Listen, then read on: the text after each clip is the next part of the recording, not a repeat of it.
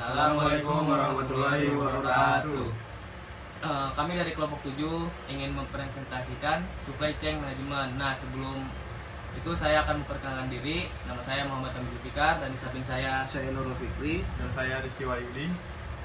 Di sini saya akan menjelaskan apa itu supply chain management. Supply chain management adalah pengelolaan aliran barang, layanan, informasi, dan keuangan dari pemasok, produsen hingga konsumen akhir.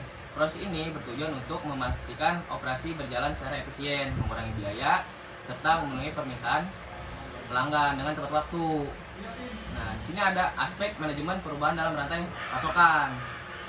Nah, di dalam aspek manajemen perubahan rantai pasokan ada apa aja sih, Is? Nah, di aspek manajemen perubahan ini ada identifikasi kebutuhan, terus ada perencanaan perubahan, implementasi perubahan, komunikasi, pelatihan dan pengembangan, dan satunya lagi pemantauan dan evaluasi. Nah, di dalam mengidentifikasi kebutuhan perubahan itu ada apa aja sih? Di dalam mengidentifikasi itu ada yang namanya tren pasar. Nah, tren pasar itu adalah perubahan permintaan preferensi konsumen atau faktor eksternal seperti peraturan baru. Nah, yang selanjutnya adalah kemajuan teknologi nih.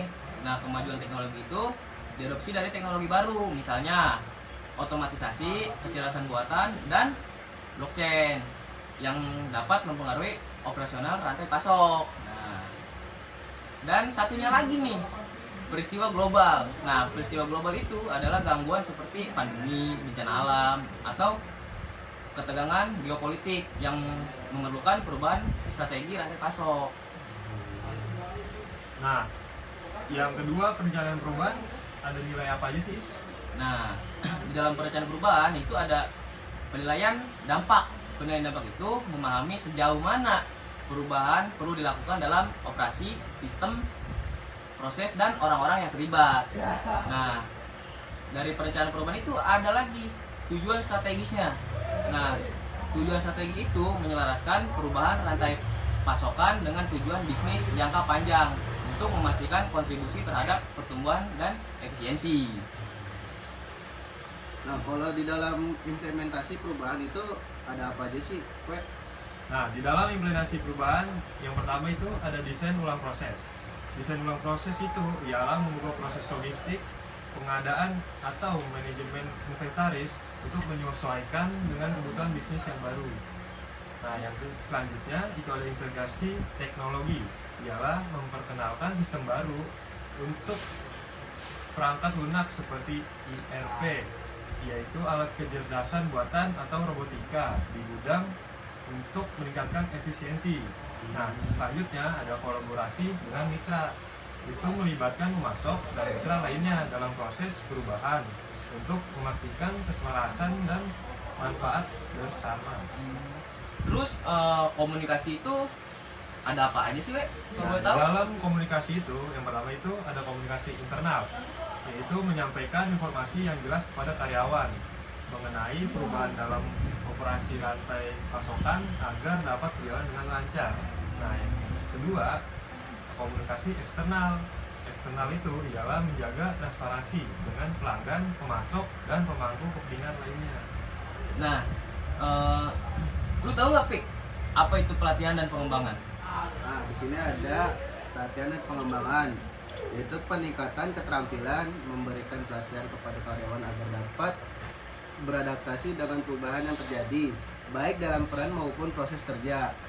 Nah, di sini juga ada juara perubahan, menunjukkan individu kunci dalam organisasi untuk mempromosikan dan membimbing inisiatif perubahan. Nah, kalau di dalam pemantauan dan evaluasi ada apa aja sih, Pik? Di sini ada dua, yaitu metrik kinerja, melacak KPI, indikator kinerja utama untuk mengevaluasi efektivitas perubahan. Dan kedua, perbaikan berkelanjutan, menjamin bahwa perubahan yang diterapkan memberikan hasil yang diinginkan dan melakukan penyesuaian jika diperlukan. Nah, di sini juga ada faktor-faktor pendorong perubahan dalam rantai pasokan, yaitu ada satu, ekspektasi konsumen, kedua, pengelolaan biaya, ketiga manajemen risiko, dan keempat kepatuhan regulasi. Nah, Rizky, tahu nggak itu apa ekspektasi konsumen? Tahu. Ekspektasi konsumen ialah permintaan yang semakin tinggi untuk pengiriman yang lebih cepat, keberlanjutan, atau produk yang lebih proporsional. Nah, kalau untuk Kamis, pengolahan biaya itu apa aja? Pengelolaan biaya itu mengurangi biaya operasional melalui efisiensi dalam produksi, distribusi atau logistik. Nah, kalau di sini manajemen risiko itu menanggapi kerentanan terhadap risiko dalam rantai pasokan termasuk fluktuasi ekonomi dan bencana alam. Yang terakhir itu kepatuhan regulasi, menyesuaikan proses rantai pasokan dengan hukum standar industri yang baru. Nah, di sini juga ada contoh-contoh perubahan dalam rantai pasokan. By the way, di perubahan rantai pasok itu ada apa aja, Pik? Di sini ada satu, adopsi e-commerce, kedua ada inisiatif berkelanjutan, dan ketiga otomatis dan kecerdasan buatan. Nah, kan di situ ada yang udah disebutin tadi sama Fikri. Ya, Nah, lu tahu nggak apa itu adopsi e-commerce? tahu dong. Adopsi e-commerce ialah peralihan pengecer dari toko fisik ke platform daring dan pengolahan logistik untuk pengiriman ke rumah. Oh gitu. Nah, ada yang tahu kan nih inisiatif keberlangsungan? Tahu sih gua. Apa itu inisiatif keberlanjutan? Perusahaan yang, inisiatif keberlanjutan itu adalah perusahaan yang menerapkan kemasan ramah lingkungan, mengurangi jejak karbon atau menggunakan praktik pengadaan yang berkelanjutan. Nah, di sini juga kan tadi ada otomatisasi dan kecerdasan buatan, yaitu implementasi gudang otomatis, kecerdasan buatan untuk prediksi permintaan dan rantai pasokan pintar. Terus kesimpulan yang kita presentasi ini apa sih? Nah, jadi kesimpulan dari presentasi yang sudah kami ini ialah supply chain management itu strategi manajemen perubahan yang efektif. Perusahaan dapat lebih mudah beradaptasi dengan perubahan-perubahan tersebut, meningkatkan ketahanan dan responsivitas dalam rantai pasokan mereka. Sekian dari kelompok kami, kurang lebihnya mohon maaf. Wabillahi taufiq wal hidayah. Wassalamualaikum warahmatullahi wabarakatuh.